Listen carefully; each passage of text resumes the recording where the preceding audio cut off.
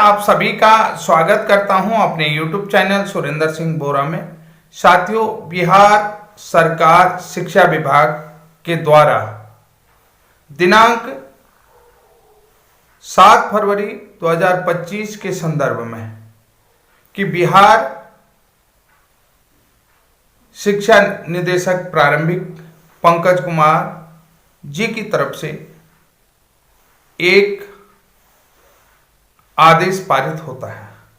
और ये आदेश किस संबंध में पारित होता है आप सभी लोगों को पता है। विषय था राज्य में प्रारंभिक शिक्षक, जो प्रारंभिक शिक्षक हैं जो राज्य के विद्यालयों में पढ़ा रहे हैं वर्ग 1 से 5 तक और जिनकी योग्यता बीएड है, तो उनको ब्रिज कोर्स कराने के संबंध में इन्हीं के संबंध में ये पत्र जो है कि आप लोगों को पता है ये आदेश निकाला गया था निदेशक की तरफ से।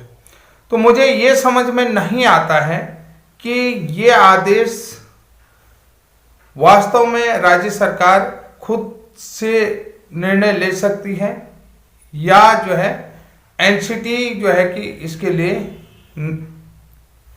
निर्देश करेगी, या जो है कि एनसीटी जो है कि राज्य सरकारों को, सभी राज्य सरकारों को ब्रिज कोर्स कराने के संबंध में आदेश करेगी। तो बहुत सारी चीज़ें यहाँ पर मैं वीडियो के माध्यम से समझाने का प्रयास भी करूँगा और समझने का प्रयास भी आप लोग करेंगे। कि यहाँ पर सबसे बड़ी चीज़ आप लोगों को बता देता हूँ कि उपरोक्त विषय जो विषयक है उसमें कहना है कि MJC संख्या 2024/2018, CWJC संख्या 51/22/2018 के उद्भूत नीलू त्रिपाठी एवं अन्य बनाम बिहार सरकार एवं अन्य में माननीय उच्च न्यायालय पटना द्वारा दिनांक 24 जुलाई 2019 को आदेश पारित किया गया था। और उसके कुछ अंश यहाँ पर लिखे हैं कि जैसा कि आप लोगों को पता है कि ये जो 28 अगस्त तक यानी कि एडजॉर्न दाखिल करके ये कार्रवाई जो है कि सुनवाई जो है कि रोक लगा दी गई थी। इसी के संदर्भ में आप लोगों ने सारी चीजें देखी हैं। अब यहाँ पर देखिए कि इन्होंने ये कहा है, इसी जो अंश यहाँ पर प्रकाशित कर रखा है जिसमें ये डिसीजन दिया गया था, ये ऑर्डर पास किया था, इसमें एक चीज ये कहा गया है कि जिन अभ्यर्थियों ने अपना ब्रिज कोर्स पूरा कर लिया है उन्हें भी प्रशिक्षित लाभ दिया जाएगा।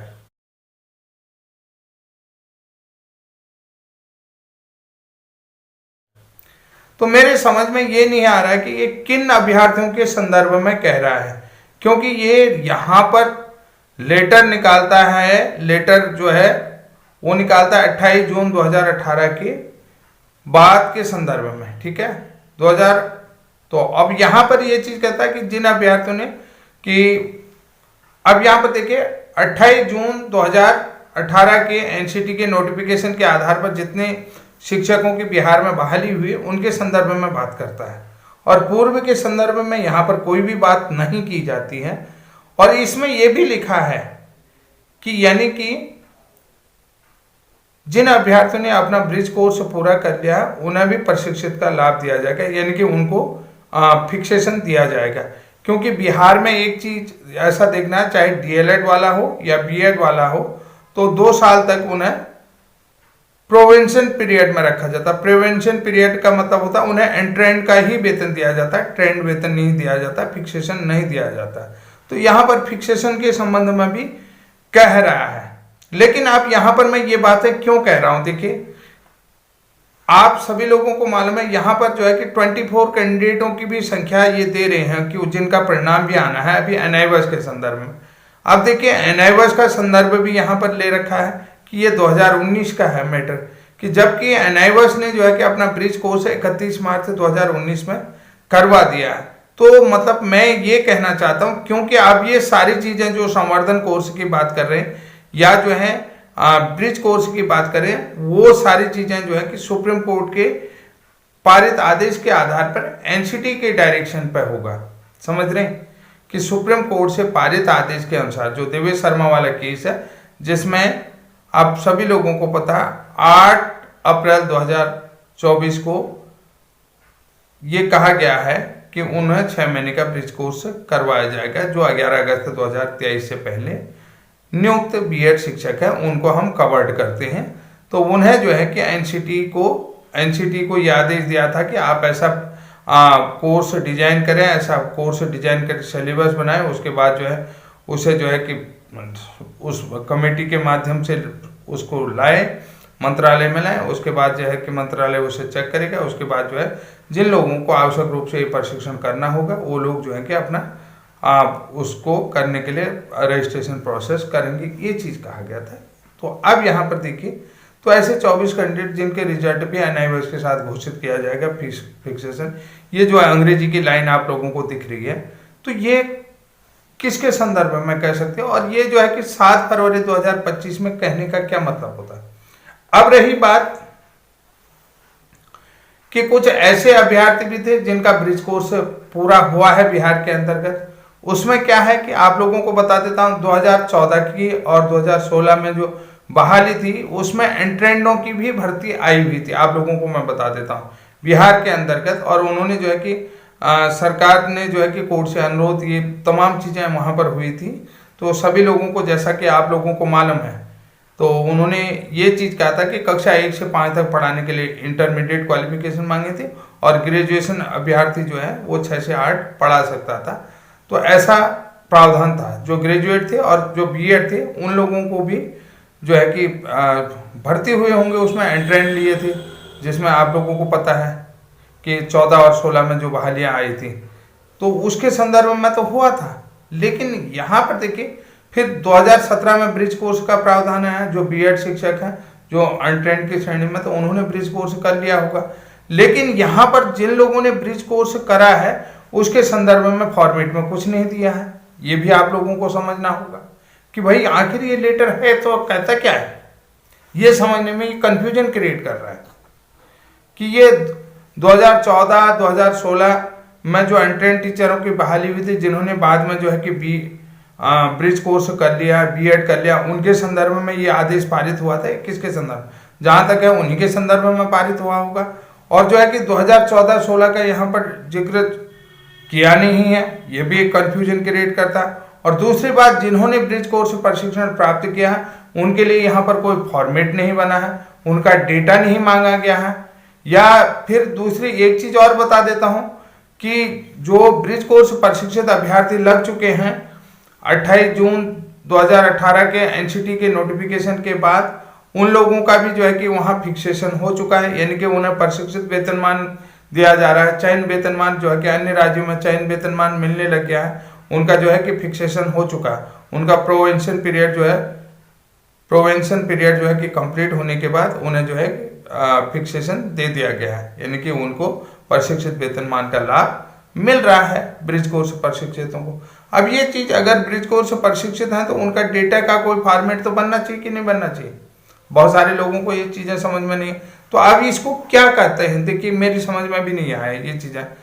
तो माननीय न्यायालय ने उक्त आदेश के आलोक में प्रारंभिक विद्यालय में वर्ग 1 से 5 में B Ed special education, D Ed special education और बीएड के आधार पर नियुक्त शिक्षकों के 6 माह का संवर्धन प्रशिक्षण का आयोजन करने के दृष्टव्य है कि प्रश्नगत अवमानना में माननीय न्यायालय द्वारा सचिव बिहार सरकार और अपर सचिव शिक्षा विभाग तथा निदेशक प्रारंभिक शिक्षा के विरुद्ध कंटेम्प्ट जारी किया गया है। तो उक्त निर्देश दिया गया है कि संलग्न प्रपत्र में 2 दिनों के अंतर्गत प्रारंभिक विद्यालयों में वर्ग कक्षा 1 से 5 में B Ed special education, D Ed special education और बीएड के आधार पर नियुक्त शिक्षकों का विवरण जो है कि डायरेक्टर pe.education@gmail में उपलब्ध कराना सुनिश्चित करें। अब देखिए, आपने देखा होगा यहां पर जो अंग्रेजी वाला पॉइंट है उसमें क्या कहा और यहां पर विवरण किसका मांगा है, ये भी आप लोग देख सकते हैं। यहां पर D Ed special education, B Ed special education और बीएड का मांगा गया है। तो जो पीछे फॉर्मेट बना है, ये फॉर्मेट भी है यहाँ पर जो प्रशिक्षण प्राप्त अभ्यर्थी हैं उनका डेटा नहीं मांगा, जिन्होंने ब्रिज कोर्स करा हुआ उनका डेटा नहीं मांगा गया है। ये चीज़ मेरी समझ में नहीं आई कि भाई आखिर ये कैसे मांगा गया, क्योंकि जो विवरण भी मांगेगी वो एनसीटी मांगेगी, और जो संवर्धन कोर्स भी कराएगी तो वो एनसीटी ही करवाएगी, क्योंकि वो पूरे देश में एक साथ ही होगा, उनके लिए एक ही तरीके का सिलेबस किया जाएगा। क्योंकि एट प्रेजेंट एनसीटी कहती है कि हमारे यहाँ से कोई भी अभी ब्रिज कोर्स का प्रावधान नहीं करवाया जा रहा है या कोई भी ब्रिज कोर्स प्रशिक्षण नहीं करवाया जा रहा है। उसके लिए 6 सदस्यीय कमेटी गठित की है जो 30 दिन में अपनी रिपोर्ट प्रेषित करेगी एजुकेशन मिनिस्ट्री को, तो वो चीज़ अलग है। तो यहाँ पर देखिए MJC नंबर 2024/2018 CWJC 5122/2018 के उद्भूत नीलू त्रिपाठी एवं अन्य बनाम बिहार सरकार एवं अन्य के संबंध में जो आप ये चीजें दे रखे हैं तो परिवर्तित सूची है। अब यहाँ पर राज्य विद्यालय में कक्षा 1 से 5 तक नियमित बीएड शिक्षकों को, जिन्हें शिक्षकों को 6 माह का संवर्धन कोर्स कराने हेतु शिक्षकों की सूची, देखिए उन शिक्षकों की सूची करें। अब देखिए यहाँ पर ये सूची मांगी है, तो यहाँ पर देखिए विज्ञापन संख्या और नियुक्ति का चरण, जिसके आधार पर बीएड स्पेशल और डीएड स्पेशल एजुकेशन और बीएड योग्यता के आधार पर नियुक्ति की गई है, ये चीज मांगा गया। यहाँ पर शिक्षक का नाम और पद स्थापित विद्यालय का नाम ये मांगा गया। और दूसरी बात है दिनांक 1/12 तक जो है, यानी कि 1 जनवरी 2012 तक B Ed special education, D Ed special education और बीएड के प्रशिक्षण प्रमाण पत्र प्राप्त कर लिया है, तो यहाँ पर हाँ या ना में उत्तर दें और प्रमाण पत्र की संख्या यहाँ पर डालना है। ये देखिए यहाँ पर अब देखिए 2012 तक प्रमाण पत्रों की संख्या मांगी है कि यानी कि जो 2012, तो अब डेट भी देखिए 2012 से पहले प्रशिक्षित है, तो यानी कि यहाँ पर ये चीज ये कह रहा है कि 1 जनवरी 2012 तक आपकी ये डिग्री कंप्लीट होनी चाहिए, प्रशिक्षण डिग्री कंप्लीट होनी चाहिए। अगर है तो उसकी संख्या डालें। अब दूसरे कॉलम में क्या कहता है, देखो 2012 तक का आया नहीं यहाँ पर, तो यहाँ पर 14-16 वाला भी नहीं आया। भाई आप जो अब यहाँ पर 2012 का क्यों आया, क्योंकि 1 अप्रैल 2010 से आरटी एक्ट लागू हो गया था, तो कुछ राज्यों में कुछ समय के लिए छूट ले रखी थी। हो सकता है ये उन शिक्षकों के लिए हो जिन राज्यों को केंद्र सरकार की तरफ से अपने यहाँ अनट्रेंड टीचरों को नियुक्ति करने की छूट मिली थी। जैसे उत्तराखंड को 31 मार्च 2016 तक मिली थी। तो आपको पता है कि 2012 से 31 मार्च 2016 तक जो है कि वहां पर जो है कि पर्याप्त संख्या में डीएलएड नहीं होने के कारण से बीएड को भी और अन्य क्वालिफिकेशन को लेने के लिए यहाँ पर जो है 31 मार्च 2016 तक छूट मिली थी। हो सकता है बिहार को आप लोगों को बता देता हूं 1 जनवरी 2012 तक छूट मिली हो। उसके बाद आप लोगों को बता देता हूं, फिर आते हैं 28/6/2018 के बाद से 11 अगस्त 2023 तक बीएड योग्यता के आधार पर नियुक्त हैं या नहीं। यदि हाँ तो आप जो है कि अपने वैलिड डॉक्यूमेंट प्रमाण पत्र की संख्या दें, जो देवेश शर्मा यानी कि civil appeal number 5068/2023 Devesh Sharma versus union of India and others से आच्छादित हो, यानी कि उससे जो है कि ये कवर्ड हो, उस पारित आदेश से कवर्ड हो कि यानी कि 11 अगस्त 2023 से पहले आपकी नियुक्ति हो चुकी है। उसके बाद के लिए ये चीज़ें नहीं करेंगे। और यहाँ पर जो है अभियुक्ति, कि आपकी अभियुक्ति क्या है, यहाँ पर रिमार्केबल चीज़ें क्या है, ये सारी चीज़ें तो यहाँ पर लिखी गई। अब मेरी समझ में ये नहीं आया, मैं क्या कहना चाह रहा हूँ ये थोड़ा सा आप लोगों को समझना पड़ेगा। मैं जनरल सीट आप लोगों को टॉक कर रहा हूँ कि भाई ये सारे जो चीज़ें हैं ब्रिज कोर्स से संबंधित, ये सारी चीज़ें एनसीटी अधिसूचना जारी करेगी। एनसीटी की अधिसूचना के आधार पर जो है कि बिहार सरकार को करना चाहिए।